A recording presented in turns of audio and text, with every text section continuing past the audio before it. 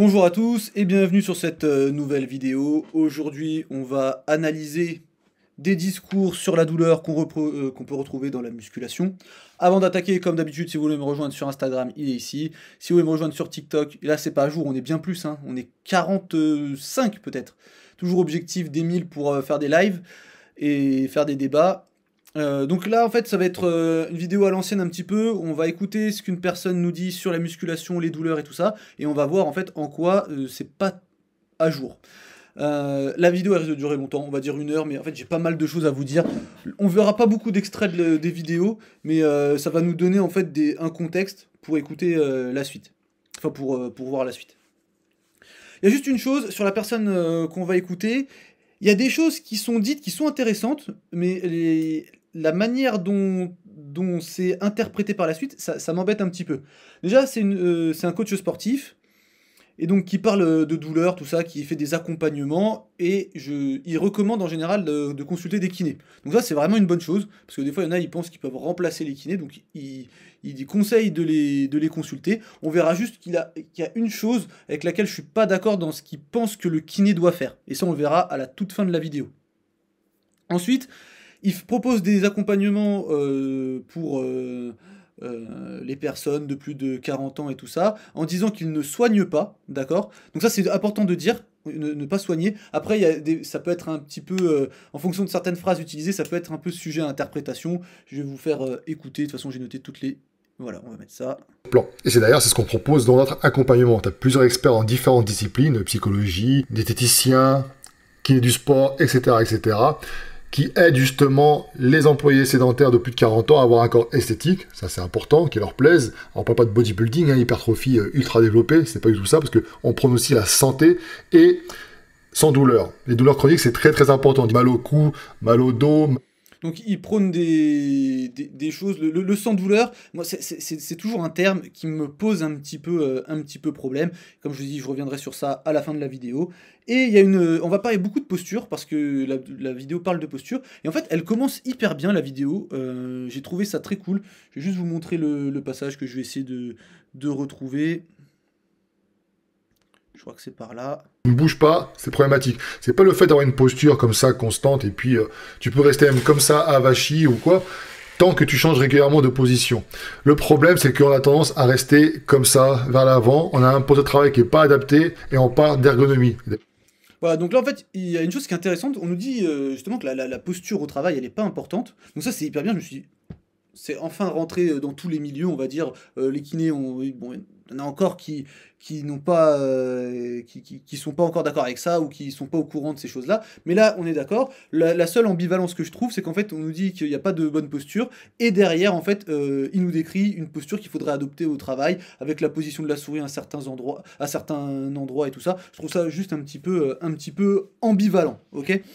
Donc maintenant, on va analyser certaines affirmations. Vous allez voir, les passages sur vidéo, ils sont très courts. Après, nous, on regardera un petit peu ce que nous dit la littérature. Et en plus, de toute façon, j'ai tout noté d'avance. Donc là, on va passer, hop, on va avancer. On va se mettre là. Donc le poste de travail, c'est très très important, il y a plein de choses à faire. Tu peux aussi régler ces problèmes de posture, c'est très très important. Parce que qui dit ceux qui ont déjà régler les problèmes de posture, c'est très très important. Adopté pendant très très longtemps des mauvaises postures qui ne sont pas actives, qui n'ont pas d'activité physique. Syphose dorsale, les épaules comme ça qui rentrent à l'avant, ou hyperlordose au niveau des lombaires. Donc syphose dorsale, hyperlordose au niveau lombaire, les courbures sagittales du dos.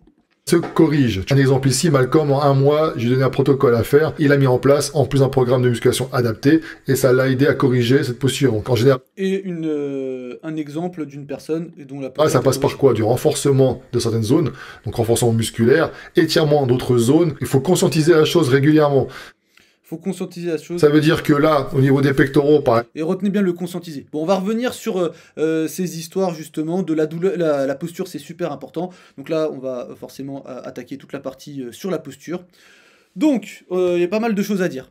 Posture et douleur, on a une étude, celle-là, elle date de 2008, hein, donc elle n'est pas toute récente. Elle a inclus 54 études avec quasiment 21 000 participants. Alors c'est une étude épidémiologique, hein, donc c'est des études qui permettent pas d'établir un lien entre les courbes sagittales de la douleur vertébrale et la santé, y compris la douleur vertébrale, mais ça nous donne des informations assez intéressantes.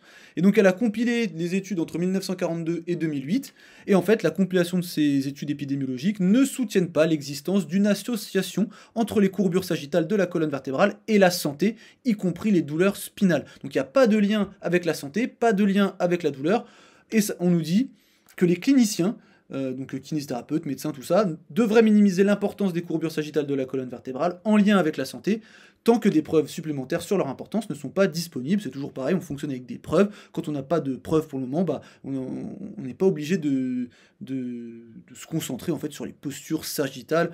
Donc sagittale, hein, c'est l'hypersyphose, enfin la syphose thoracique, si elle est plus trop prononcée ou quoi, l'ordose lombaire. En fait, cette étude nous dit qu'il n'y a pas de raison dans des traitements pour la santé ou la douleur de s'y intéresser. Là, on va parler du rachis cervical. Je vous mets juste cette vidéo-là, bien plus complète, où je parle vraiment que du cou. On fait vraiment la position de la tête, la posture au niveau de la tête et les douleurs cervicales, et notamment tout ce qui est en rapport avec le téléphone. Si vous voulez cette vidéo, voilà, elle dure 35 minutes, elle est sortie il y a un an, mais toujours à jour, je pense. Il y a peut-être des nouvelles études qui sont sorties, mais si vous voulez avoir un discours vraiment nuancé et avec un maximum d'informations possibles pour comprendre les facteurs confondants et tout ça, bah, je vous invite à aller la voir. Là, on va se concentrer juste sur donc le coût, et je vous ai pris un passage de cette étude qui nous dit qu'il ne faut pas se concentrer uniquement sur les changements posturaux afin de toujours justifier un dysfonctionnement ou une douleur par une lésion ou une altération structurelle. Cette croyance peut nuire non seulement aux professionnels de la santé, avec des demandes excessives d'examen, d'imagerie et d'intervention, mais aussi aux patients qui finissent par rechercher plusieurs thérapies de faible valeur scientifique qui conduisent souvent à des risques plus élevés de développer une douleur chronique. Les résultats de la présente étude peuvent contribuer à atténuer l'impact des informations négatives concernant le texte NEC et à renforcer le fait que la colonne cervicale est beaucoup plus solide et résistante que ce qui a été affirmé dans les médias généraux. Vous avez déjà vu l'image avec la personne qui penche la tête en avant, et plus on penche la tête, plus il y a du poids dessus. Voilà.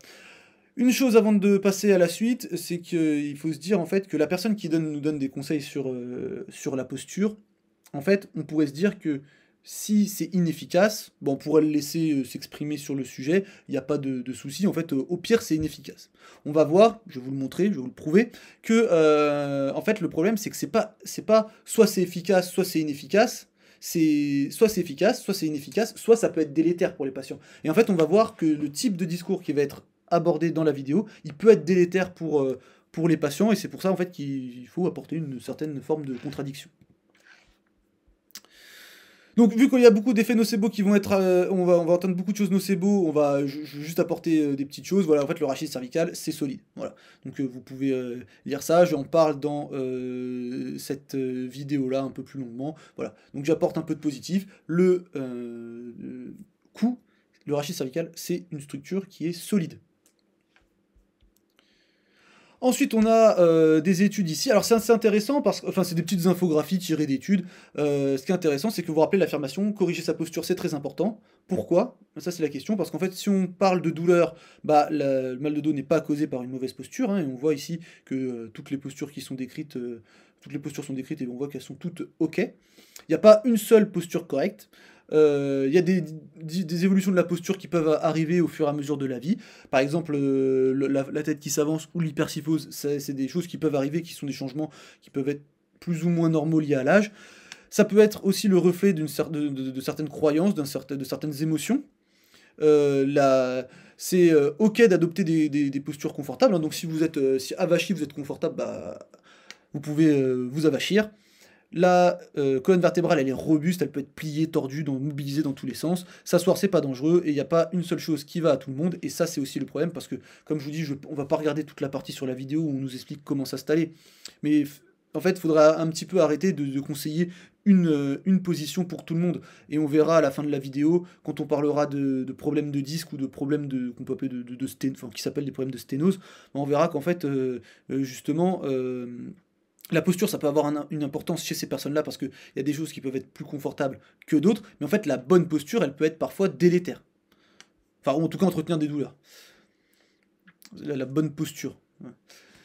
Si on regarde maintenant la posture au niveau du rachis thoracique, donc ici on a 10 études, quasiment 3000 participants, niveau de preuve modéré, qu'il n'y a pas de différence significative de kyphose thoracique entre les groupes avec et sans douleur à l'épaule.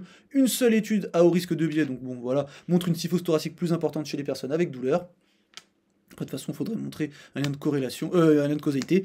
La kyphose thoracique pourrait ne pas être un contributeur majeur au développement de la douleur à l'épaule. Les interventions visant à réduire la kyphose thoracique doivent être considérées avec prudence en l'absence de bénéfices à long terme. Donc là, ça fait quand même plusieurs fois où on nous dit doucement sur tout ce qui est les interventions, où le but c'est de changer la posture. C'est surtout après, qu'est-ce qu'on raconte au patient quand vous lui faites ça? Parce qu'au pire, vous lui changez sa posture, il est content le patient. Mais qu'est-ce que vous lui racontez derrière? C'est ça la question. Si vous racontez, faut que tu sois droit comme ça, sinon tu vas avoir des douleurs et c'est pas bon pour ton dos, tu vas l'abîmer. Là, c'est quand même très moyen. Je vous invite aussi à lire ces articles-là sur la posture, parce qu'en fait, il faut quand même comprendre que la posture, voilà, ça fait plus de 2500 ans qu'on en parle. Donc, il y a vraiment un lien avec le mystique, le sacré, un lien avec des conventions sociales ou militaires, et en fait, ou même alors en 1800, on associait une pathologie, enfin le signe d'une pathologie physique, mais aussi d'une dégénérescence morale à la mauvaise posture. Enfin, en fait, il y a beaucoup de croyances, de rapport au sacré, de conventions sociales, militaires, autour de la posture, et en fait, par contre, pour après trouver des liens avec la douleur, c'est beaucoup plus compliqué. Donc je vous invite à lire un petit peu sur la posture, c'est assez intéressant, voilà, c'est pas tout à fait ce qu'on pense, la posture. Donc on va s'arrêter un petit peu sur la kyphose, sur l'hyperkyphose. En fait, la prévalence de l'hyperkyphose, elle est de 20 à 40% chez les personnes âgées de plus de 60 ans, donc en général c'est plutôt des personnes âgées, hein. L'hyperkyphose vraiment en position vraiment enroulée vers l'avant. Et en fait, ce qu'il faut comprendre, c'est juste qu'il y a des facteurs qui sont modifiables et il y a des facteurs qui sont non modifiables. Okay, donc là, c'est surtout je vous parle à vous si vous avez des patients avec qui vous voulez changer leur posture, parce que c'est... En fait, on s'en fiche de la raison. Il y a des facteurs qui vont être liés aux vertèbres. Donc effectivement, si on a une densité minérale osseuse réduite, donc par exemple dans le cas d'ostéoporose, ou alors si on a des fractures vertébrales. Les fractures au niveau thoracique, ça peut augmenter l'angle de la kyphose, et c'est responsable de 30 à 40% des hyperkyphoses thoraciques. Donc là, les fractures vertébrales, si c'est ça qui cause l'hyperkyphose, vous n'allez rien changer, hein. Et là, on parle de patients plus vieux, hein, pas forcément 40 ans ou quoi. Là, on est vraiment... c'est plus de 60, hein. Et pathologie discale dégénérative, hein, donc si le disque il commence à être vieux et tout ça, bon bah ça peut modifier les courbures, et du coup en fait c'est des changements qui sont liés à l'âge, d'accord? Mais ça vous n'arriverez pas à réparer le disque, hein. Réduction de la mobilité, donc ça par contre c'est un facteur sur lequel on peut jouer en partie, hein, notamment sur la perte de souplesse et le vieillissement des tissus mous. Par contre il y a des choses, voilà, l'ossification et la calcification des ligaments spinaux, bon là ça va être un peu plus dur de jouer dessus. Les déficits proprioceptifs, bon ça on peut jouer dessus. Faiblesse des muscles spinaux, extenseurs spinaux, on peut jouer dessus. Et la prédisposition génétique, on peut pas jouer dessus. Donc si vous avez un patient qui a ces disques qui sont tout usés, avec plein de fractures, et il a une prédisposition génétique, vous n'allez pas modifier sa posture. Par contre, si c'est juste quelqu'un qui a une faiblesse des muscles extenseurs spinaux, bon bah là on peut se poser la question de est-ce qu'effectivement on va pouvoir changer la posture. Mais c'est toujours, on change la posture dans quel objectif?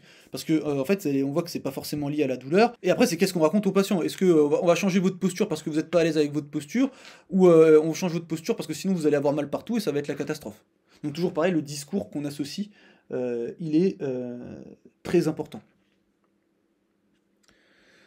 Et vous vous rappelez, donc il nous présente une personne avec qui a un programme d'un mois et qui a une modification de sa posture, juste pour dire que ça c'est des résultats effectivement qui sont cohérents. On retrouve ça dans la littérature scientifique. Là on a 18 études avec des personnes âgées de 19 à 77 ans. Effectivement, en faisant des étirements et du renforcement, on peut retrouver des résultats au bout de 4 semaines. Donc c'est des choses qui sont tout à fait cohérentes avec ce qu'on retrouve dans la littérature. Alors pourquoi je vous montre ça? Ça c'est ce qui est paru dans un livre, un nouveau livre que vous avez sûrement dû voir passer sur les réseaux si vous suivez un petit peu le monde de la musculation.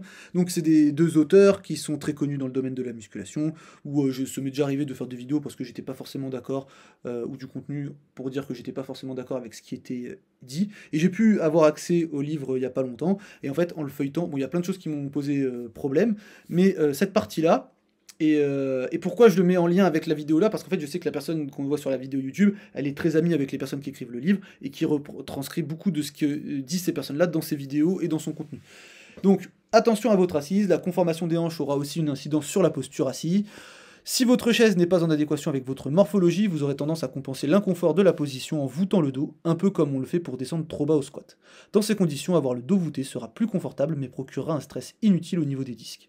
Modulez le dossier au niveau lombaire, la hauteur de l'assise ainsi que l'écartement des cuisses pour améliorer votre posture. Donc en gros, ce que je retiens ici, c'est que dans des conditions, avoir le dos voûté, ça sera plus confortable, mais ça procurera un stress inutile au niveau des disques. Sous-entendu, hein, moi ce que je comprends, c'est que, ok, on va être confortable, mais ok, nos disques, ils vont subir. Donc on va regarder certaines études sur la posture, et on va voir ce que ça nous dit en termes de douleur, parce que de toute manière, c'est toujours pareil, c'est quel stress sur le disque? Est-ce que ça va engendrer des modifications? Est-ce que ces modifications vont engendrer de la douleur? En fait, au bout d'un moment, faut qu'il y ait faut qu'il y ait des prémices qui soient posées, des validations au fur et à mesure pour arriver à la fin à un raisonnement qui est cohérent, appuyé, sourcé, prouvé. Parce que là, en fait, ça nous dit des trucs, on peut l'interpréter de 17 manières différentes. Moi, je vais l'interpréter de cette manière-là. C'est que, ok, en position vachie, je suis confortable, mais c'est pas forcément bon parce qu'en fait, mes disques, ils sont en train de souffrir. Moi, ce qui m'intéresse, c'est est-ce que mes patients, par contre, quand ils viennent me voir, ils ont mal? C'est ça qui m'intéresse, moi. Enfin, la fonction, c'est hyper important. Mais on va dire, pour faire le travail de base du kiné, on va dire, la douleur, c'est le quotidien. Donc du coup, on a des études qui sont très intéressantes, notamment celle-là, et qui nous montrent que... alors les résultats ont montré qu'il n'y avait pas de différence dans la présence de cervicalgie entre les sous-groupes de posture chez les hommes et chez les femmes. Donc en fait, vous voyez, ici vous avez la position droite, ici on a une position intermédiaire, ici on est en avachie thoracique, tête en avant, et là on est en thorax droit, tête en avant. Et en fait, peu importe la posture des individus, il n'y a pas forcément de différence en termes de douleur. Et d'ailleurs, la prévalence la plus faible de cervicalgie se trouvait dans le sous-groupe thorax affaissé posture de la tête vers l'avant, donc ça veut dire que c'est eux qui ont moins de douleur. Ok. Donc vous vous rappelez au tout début, je sais pas si je vous l'ai mis, je vous le remettrai après, un passage où on nous dit dans la vidéo que la tête en avant c'est pas forcément une bonne chose. Bon bah voilà, là on voit en fait c'est des personnes qui ont moins mal. Tandis que le sous-groupe ayant la prévalence la plus élevée de cervicalgie était celui de la posture droite. Ah, comme c'est bizarre. Ah. Incroyable, incroyable, je suis choqué. Cette constatation va à l'encontre des croyances des professionnels de santé et de la société, hein, c'est ça aussi le problème, c'est que c'est et les professionnels de santé et la société, les deux jouent, selon lesquels la position assise droite est optimale, tandis que la position tête en avant n'est pas optimale et constitue une cause de cervicalgie. Bah en fait, absolument pas. Et il y a une chose qui est assez intéressante, c'est qu'à la fin de l'adolescence, les femmes qui s'asseyaient en position thoracique affaissée, tête en avant ou en position intermédiaire, plutôt qu'en position assise droite, présentaient un risque plus faible de douleur cervicale à l'âge adulte. Okay. La pratique des messages génériques de santé publique consistant à s'asseoir droit pour prévenir les douleurs cervicales doit être repensée. Donc c'est exactement ce que je vous dis depuis le début de la vidéo. Pas besoin de mettre tout le monde dans le... Faut pas donner des... En fait, on n'est même pas obligé de donner des conseils finalement, tant que la personne elle a pas mal, on s'en fiche. Hein. Et même si la personne elle a mal, bah, peut-être que, en fait, maintenir une position droite comme ça peut entretenir la douleur. D'ailleurs, il y a des hypothèses qui ont été formulées. Hypothèse 1, cela peut être lié au fait que les postures thoraciques droites par rapport à une posture thoracique affaissée, tête en avant, sont associées à une plus grande activité des muscles érecteurs thoraciques supérieurs qui s'attachent à la colonne cervicale et peuvent donc exposer la colonne cervico-thoracique à une plus grande charge par le biais de leurs attaches multisegmentaires. Hypothèse 1, hypothèse 2, une autre explication de ce résultat pourrait être que les postures plus droites sont la conséquence de facteurs psychosociaux tels qu'une anxiété accrue ou une hypervigilance qui peuvent également jouer un rôle médiateur dans la cervicalgie. Voilà, donc c'est assez intéressant, on sait que l'hypervigilance chez les patients qui ont mal, bah c'est un facteur psycho, donc en fait il y a des gens qui vont penser tout le temps à leur posture, qui vont s'auto-corriger et tout ça, donc ça c'est vraiment une mauvaise chose, c'est un facteur en fait d'entretien de la douleur, hein, tout simplement. Et donc, il y a une chose, on va voir, je vais essayer de retrouver le passage dans la vidéo, mais justement, on nous dit par exemple qu'avoir l'ordinateur trop bas et la tête penchée en avant, bah, ça crée des tensions au niveau du trapèze, ça peut faire mal, mais en fait, le fait de se tenir droit comme ça, faut pas croire qu'on tient en équilibre, qu'il n'y a rien qui se contracte. Hein. Pour se tenir droit, il y a des muscles qui se contractent ici. Bon, pourquoi ce serait plus problématique de contracter ces muscles-là que de contracter ceux-là? Donc on revient toujours à la même chose, le but c'est de trouver une position confortable, faire des pauses régulièrement, aller marcher, changer de position, changer de posture, bouger, ne pas être... Enfin, essayer de mettre de l'activité physique dans son quotidien, voilà. Mais en fait, c'est penser à vraiment tout corriger à son poste de travail. En fait, c'est... D'un, ça peut engendrer des risques, on le verra par après, et on a déjà commencé à en parler là. Et en plus, en fait, c'est peut-être beaucoup de temps utilisé et d'énergie pour pas grand-chose. des accessoires qui permettent d'adapter ton poste de travail. Par exemple, un écran dans Donc là, je vous ai retrouvé le passage qui m'intéressait. l'ordinateur, il doit être à hauteur des yeux, il ne doit pas être vers le bas, parce que si tu regardes vers le bas, tu as un ordinateur portable, par exemple, tu peux acheter un support pour le surélever, parce que être comme ça crée des tensions ici au niveau du cou, et après, alors tu le sens pas forcément, mais après tu te retrouves avec des douleurs. Tu dis, je comprends pas, j'ai compris. Donc en fait, on nous dit que la posture, plutôt tête... alors là, on nous montre une tête penchée en avant. C'est pas forcément la tête droit vers l'avant, mais en gros, sous-entendu, regard... Enfin, avoir la tête plus droite, ça serait mieux. Bon, bah en fait, pas forcément, mais on retrouve toujours la même chose, c'est qu'il n'y a pas forcément ce lien entre douleur et posture, et que c'est peut-être beaucoup d'énergie, et notamment... mettre des facteurs qu'on appelle psychologiques dans la douleur, qui peuvent entretenir la douleur, la rendre persistante, voire chronique, et tout ça. Un autre passage, c'est très court, hein, de toute façon, on s'attarde pas vraiment, mais le but c'est de savoir sur quoi on travaille. Essaie de prendre conscience de ta posture en te disant comment je suis là. Ah, je suis un peu en avant, je me redresse. À force de faire cet exercice-là pour les lombaires ou alors pour les épaules, par exemple, ça va justement donner des résultats. Et justement, bouger. Ok, donc là, justement, on a une étude qui est sortie là, je crois que c'est sorti au mois de... Je sais plus. En tout cas, c'est sorti récemment, on va dire novembre-décembre, je suis plus sûr. Donc en fait, ils ont pris des gens, il y a 15 participants, ils ont exclu les drapeaux rouges, hein, donc on n'a pas de personnes avec des pathologies particulières, hein, donc c'est des personnes qui ont mal au dos. Et en fait, ils les ont interrogés un petit peu par rapport à leurs croyances, justement, et leurs attitudes sur leur lombalgie. Et donc les participants idéalisent la colonne lombaire comme un ensemble de structures devant rester intactes et correctement positionnées. Et en fait, au cours des entretiens, le terme de posture il est souvent évoqué, avec l'idée qu'il y ait une bonne posture pour bien répartir la pression correctement sur les vertèbres, hein, un peu comme il y aurait ici, on nous disait ici. Donc on a le patient numéro 6 qui nous dit « Je pense qu'il y a une posture idéale parce que la pression sur la colonne vertébrale est répartie uniformément entre les vertèbres. » Donc vous voyez le type de discours qu'on peut avoir. Cependant, des idées fausses sur l'anatomie et la biomécanique de la colonne vertébrale, notamment sur les fonctions de ses courbures, ont également été observées chez les participants. Ils associent une bonne posture à des termes comme alignement et colonne droite, croyant à tort que toute courbure ou désalignement indique systématiquement une dysfonction. Et donc ça, c'est problématique. Et donc si vous dites à quelqu'un, il faut que tu fasses attention toute la journée à comment tu vas régler ta posture, en fait, on est en train carrément d'augmenter ce genre de croyance chez les gens qui ont déjà ce genre de croyance, en fait, hein, quand on regarde. Je crois, en tout cas, chez ceux qui ont des douleurs au dos chroniques. Je rappelle juste que, voilà, là, les douleurs chroniques, c'est mentionné ici. Je crois que c'est ça, cela doit être aligné. En gros, je comprends que nous avons une structure et théoriquement cette structure est alignée. J'ai remarqué que j'avais une courbe dans mon dos. Avant, je restais un peu tordu avec une très mauvaise posture. Voilà, donc les gens en fait, ils ont peur en fait. Après, en fait, au lieu de résoudre leurs problèmes, on leur ajoute des problèmes. On est censé les aider. Et en fait, le mec qui vient, il a mal au dos, il repart, il a un bassin décalé, il a des courbes dans son dos qui sont pas normales, il s'installe mal devant son ordinateur. Enfin, je pense qu'on doit lui donner des solutions. Il repart, il a plus de problèmes que quand il est venu. Lui, il avait juste mal au dos, il se rend compte qu'il a 40 problèmes. En plus, il faut qu'il mette des semelles, parce qu'en fait, on lui a dit, le podologue, qu'il était comme ça, son ostéo lui a dit que le bassin est décalé, le kiné lui a dit, vous êtes faible de tous ces muscles-là, il va falloir renforcer ça. Mais mec, c'est normal, après il est mal partout.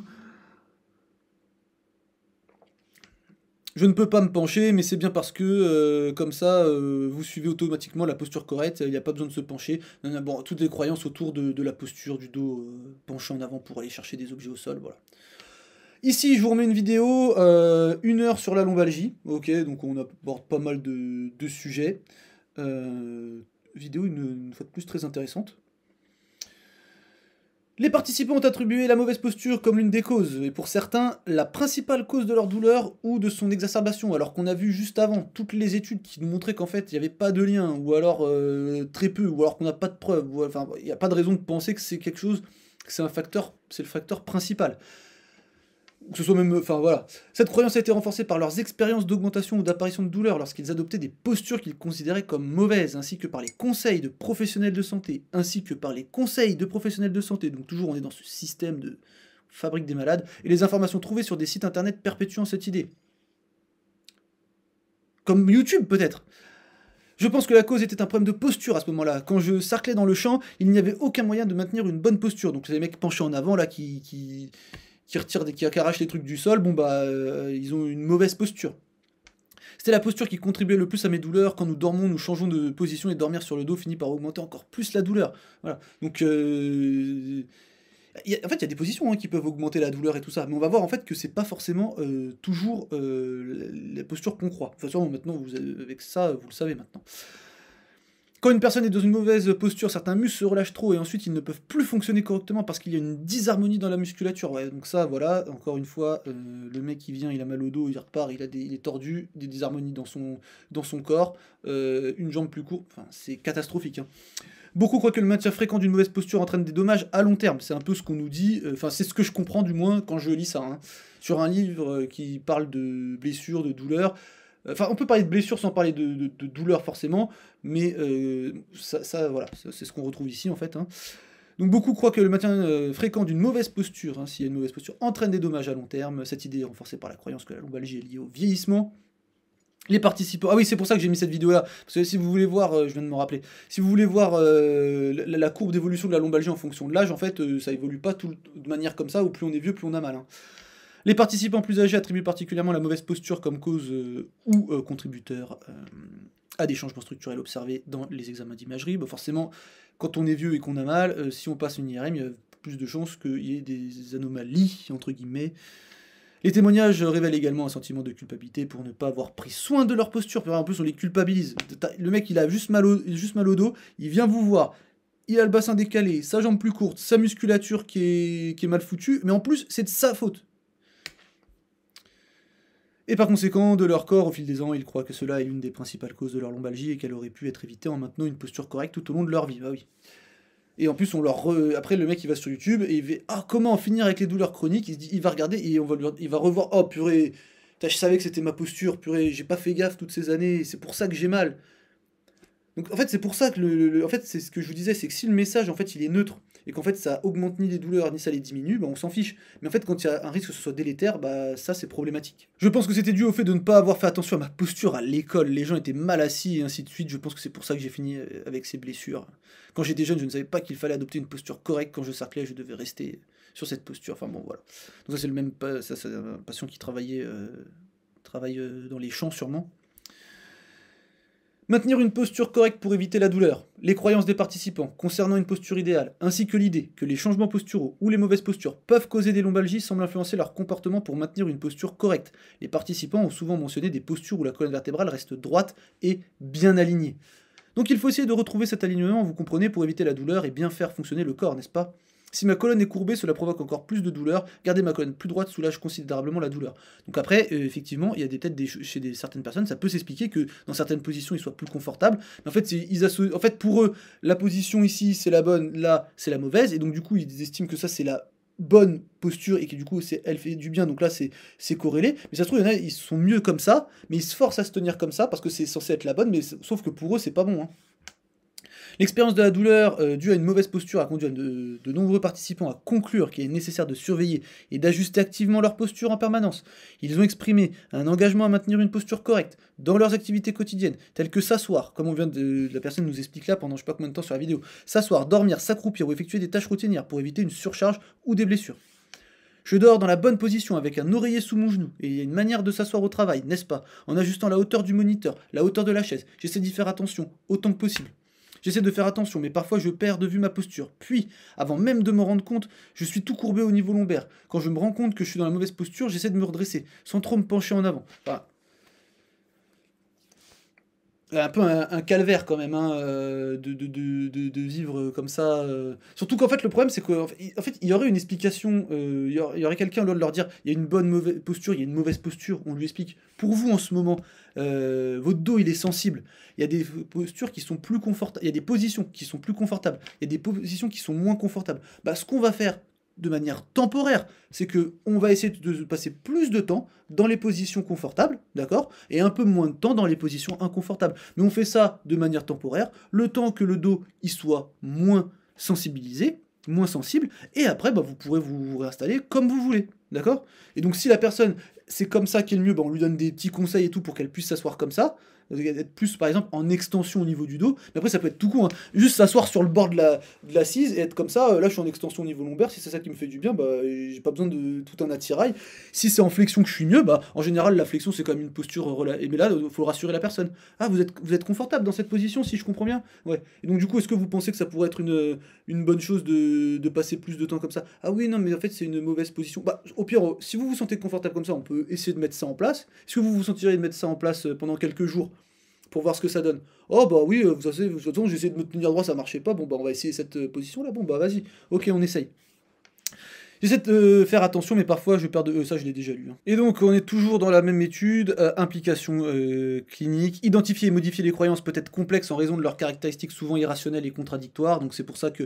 En fait, après tout le monde va partir avec un bagage qui va être différent, d'accord? Si vous vous intéressez un peu à la socio, bah, voilà, on n'a pas tous le même bagage. Et donc en fait, ça peut être, enfin que ce soit au niveau socio-économique, mais en termes de culture, d'information et tout ça. Donc ça peut être difficile. Au début, on déconseille en général de lutter contre les croyances du patient. On essaie de lui faire vivre des expériences dans son corps, voir si on arrive à lui faire changer d'avis.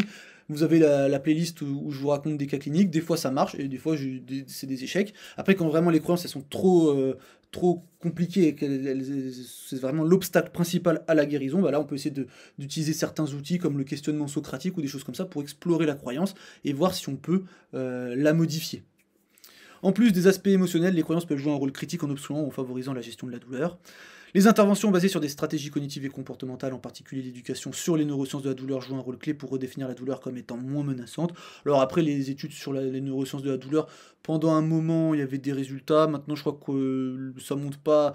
Enfin, ça peut être intéressant avec certains patients, toujours faire attention, hein. Le but c'est d'expliquer que la douleur c'est pas forcément en lien avec une lésion et essayer de diminuer le caractère un peu c'est grave la douleur, voilà, mais toujours en faire attention sans minimiser ce que ressent le patient, hein. Parce que si vous dites non mais la douleur vous inquiétez pas c'est des petits échanges chimiques et tout, c'est dans votre tête, voilà, bon là le patient il risque de le prendre moyen, hein.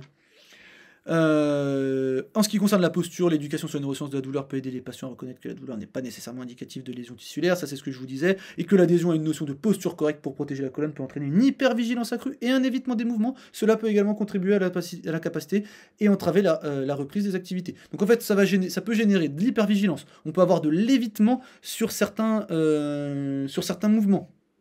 Donc, ou même de la peur-évitement. Cela peut également contribuer à l'incapacité et entraver la reprise des activités.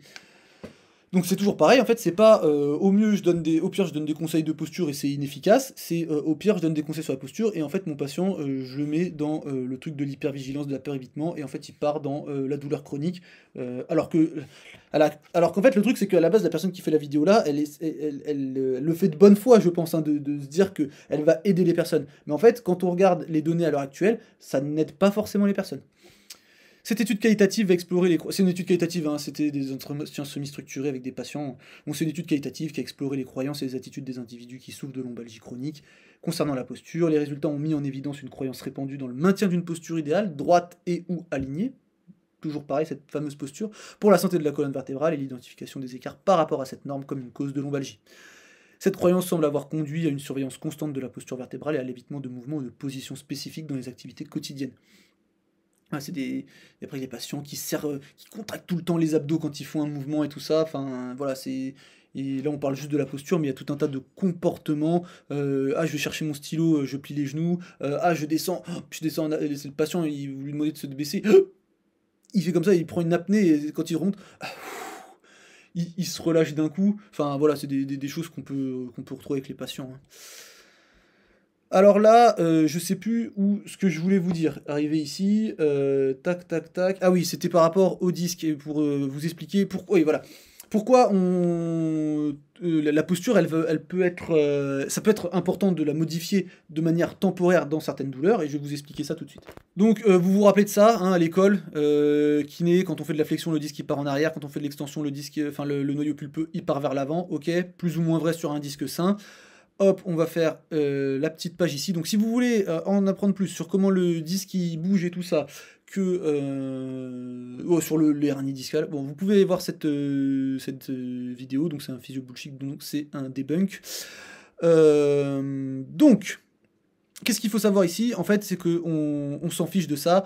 Ici, vous avez des cas chez des personnes où les protrusions discales, elles augmentent en extension. Là, ça augmente en extension. Là, ça diminue en extension. Là, ça diminue en flexion.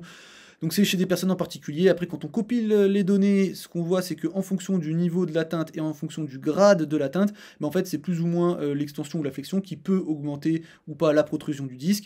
Donc tout ce qui est en vert, c'est l'extension qui augmente, tout ce qui est en bleu, c'est la flexion qui augmente. Et en fait, on voit que il y a quand même pas mal de fois où l'extension, ça augmente.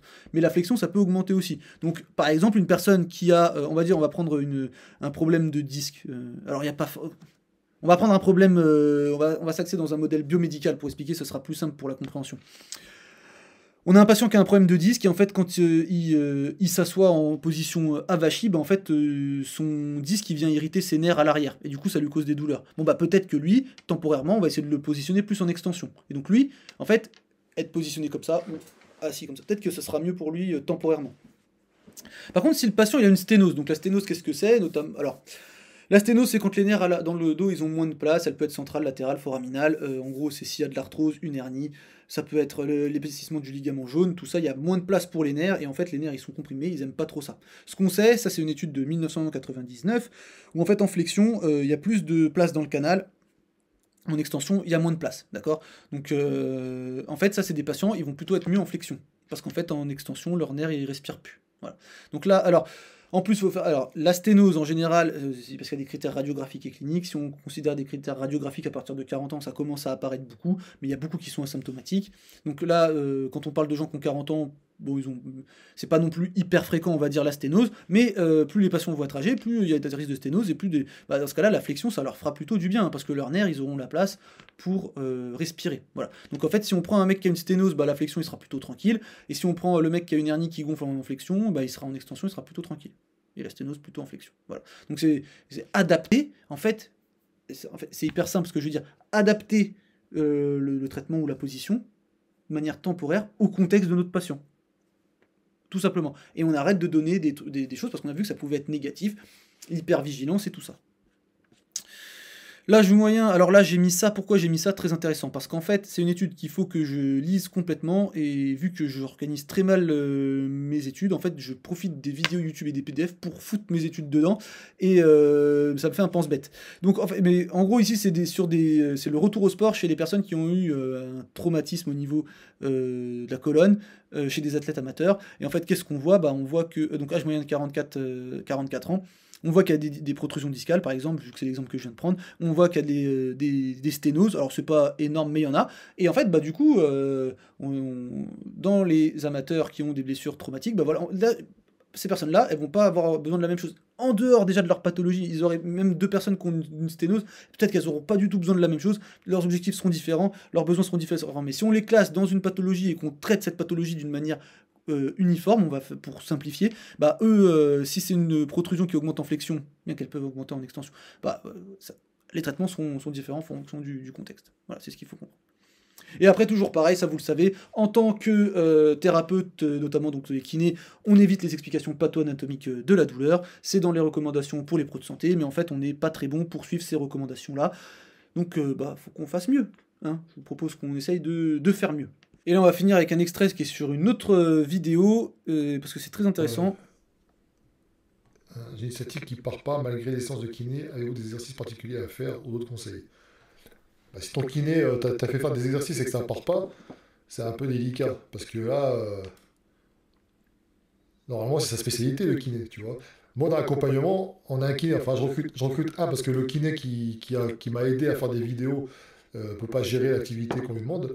Donc on va avoir un kiné qui va rentrer justement pour gérer les blessures de ce type-là. Mais personnellement, si jamais tu as une sciatique et que tu me dis que ton kiné, ça part pas, change de kiné, hein, parce qu'ils sont censés résoudre le problème, tu vois. Ok, donc là en fait on a une incompréhension, donc juste lisez le titre, un corps esthétique sans douleur, là ça parle de douleur chronique et tout ça, le côté un peu, alors je vais juste faire une aparté avant, les kinés, il y en a qui font très mal leur travail, ça c'est sûr et certain, mais pensez que le kiné, son but, son rôle et ce qu'il doit atteindre, c'est la suppression totale des douleurs, c'est ne pas comprendre tout à fait le but des kinés. Hein. Le but, c'est récupérer un maximum de fonctions avec le moins de douleur possible. Voilà, on va dire que pour faire pour caricaturer, c'est ça. Mais en fait, il faut se dire que c'est pas si simple que ça, hein. Et donc, il faut faire toujours très difficile, moi, les termes sans douleur, toujours faire attention. Qu'est-ce que ça signifie sans douleur? D'accord? À quel point on a. Est-ce que c'est zéro de la douleur? Est-ce que c'est zéro sans aucune récurrence de la douleur? Est-ce que. Voilà. Donc, il faut bien comprendre ça. Et on va voir. Parce que là, ça parle de sciatique. Donc, ça tombe bien. J'ai des données sur la sciatique. Et donc du coup, c'est pas parce que le kiné il n'arrive pas à traiter la personne à 100% et à arriver sans douleur que le kiné est mauvais, hein. Quand on regarde l'évolution de la sciatique, en fait ce qui se passe c'est qu'au bout de 48 semaines, donc quasiment un an, hein, environ 75,4% de l'ensemble des patients, ils ont résolu leur problème de sciatique. Donc c'est 3 quarts au bout d'un an. Donc ça serait bien de déjà savoir combien de temps la personne fait ses séances de kiné. Okay, donc juger comme ça, c'est très compliqué. Après, il aurait peut-être fallu que, je sais pas, peut-être que faut expliquer au patient que ça peut être long, que ça va pas changer du jour au lendemain et tout ça, bon, je sais pas. Mais en tout cas, ça veut dire qu'il y a quand même un quart des patients qui ont encore des douleurs à quasiment un an après, hein. On a une autre étude qui nous parle de l'évolution à 4 mois et à 12 mois de la douleur, et en fait la douleur dans le dos à 4 mois elle a réduit de 39,3%, et la douleur dans la jambe 46,2%, et à 12 mois pour le dos c'est 41,1%, et dans les jambes c'est 53,8%. Là, toutes les lignes en vert, c'est des évolutions individuelles, et quand on essaye de lisser le truc, ça donne la courbe en rouge. Donc on a une variabilité des trajectoires individuelles qui suggère qu'il existe plusieurs sous-groupes parmi les patients, certains avec une amélioration rapide, d'autres avec une douleur persistante. La courbe lissée en rouge indique que dans l'ensemble, il y a une amélioration moyenne de la douleur à la jambe, mais cette amélioration est modérée et se stabilise autour de 4 vers la fin de la période. Donc en fait, c'est comme ça que ça évolue une douleur sciatique. Faut pas croire que ça part comme ça, ou alors que ça fait ça et que ça touche le zéro avant les 1 an ou quoi. Enfin, en fait, il faut comprendre que la douleur, c'est pas j'ai mal, je vais chez le kiné, j'ai plus mal en fait, hein. Faut pas penser comme ça. La récurrence. Donc pour les participants ayant bénéficié d'une résolution initiale complète de la douleur, il y a des risques de récurrence à 1 an et à 3 ans, qu'on retrouve 16% et 41% pour la douleur aux jambes, hein, respectivement 1 an et 3 ans, et 24% et 59% pour la lombalgie. Voilà. Donc c'est toujours pas. Donc c'est pour ça que je vous dis, qu'est-ce que ça veut dire sans douleur? Sans douleur, ça veut dire zéro douleur. Au bout de combien de temps? Pendant combien de temps? Sans récurrence? Voilà. Donc dès que vous voyez quelqu'un qui parle de sans douleur, moi je dirais attention à ce que la personne a à vous vendre ou à ce qu'elle a à vous proposer comme service ou des choses comme ça. Parce que la douleur, c'est pas ça vient, ça part, et c'est le but de kiné, c'est ça part. Voilà, je rappelle que le kiné n'a même pas d'obligation de résultat, hein, parce qu'on ne peut pas avoir des résultats, surtout on n'est pas, c'est pas de la plomberie par exemple. Le plombier, quand il vient, il doit réparer votre évier s'il y a un problème l'évier.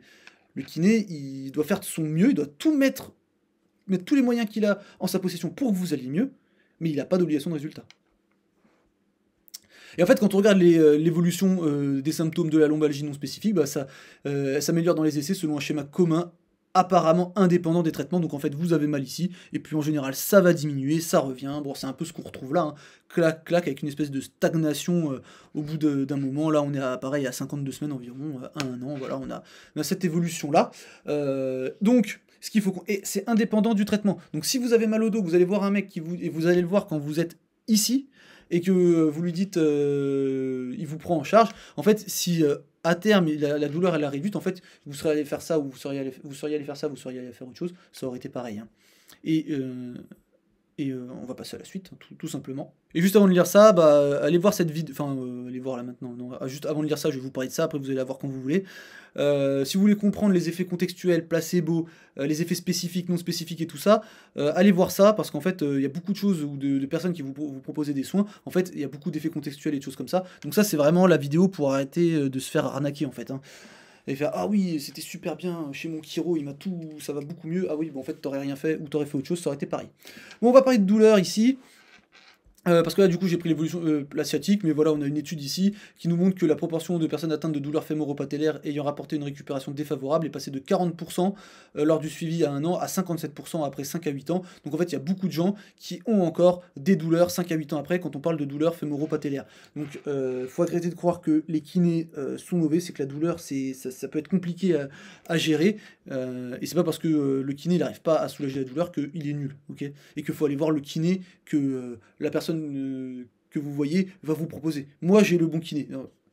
Il n'y a aucun kiné qui a 100% de résultats. Les kinés qui ont 100% de résultats, c'est que sur les réseaux sociaux qu'ils ont 100% de résultats. Ok. Et là, par exemple, là c'est pour illustrer le tennis elbow, environ 90% des personnes souffrant d'un tennis elbow non traité voient leurs symptômes disparaître au bout d'un an, voilà, pour vous dire que alors déjà quand on les traite, il y a pas forcément, c'est un peu compliqué hein, les douleurs au niveau du coude. Donc toujours pareil, hein, quand on vous dit faut renforcer les extenseurs par rapport aux fléchisseurs et tout ça, bon, c'est des trucs, c'est des remèdes de grand-mère on va dire.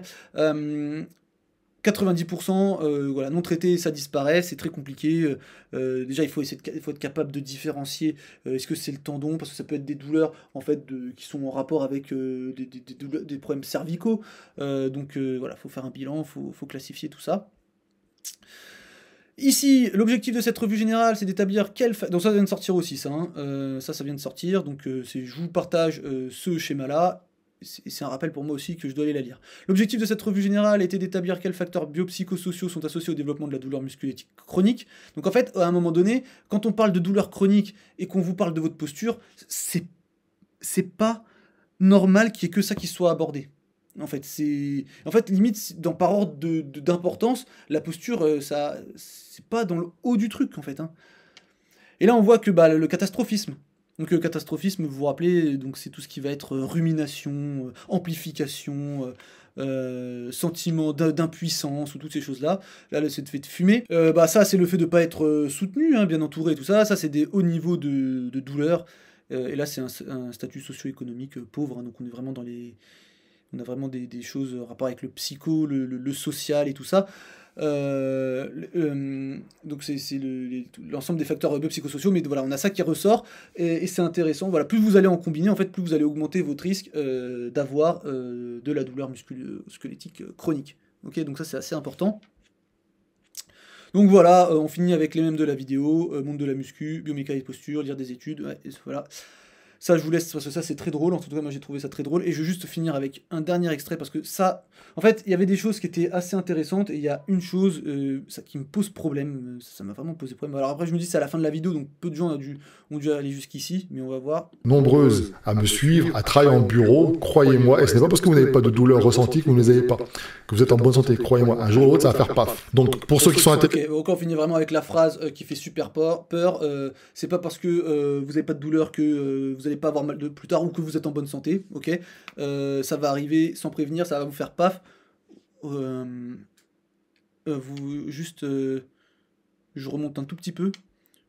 Catastrophisme, ok, avec l'amplification, tout ça, bon voilà. Donc voilà pourquoi en fait je fais cette vidéo là.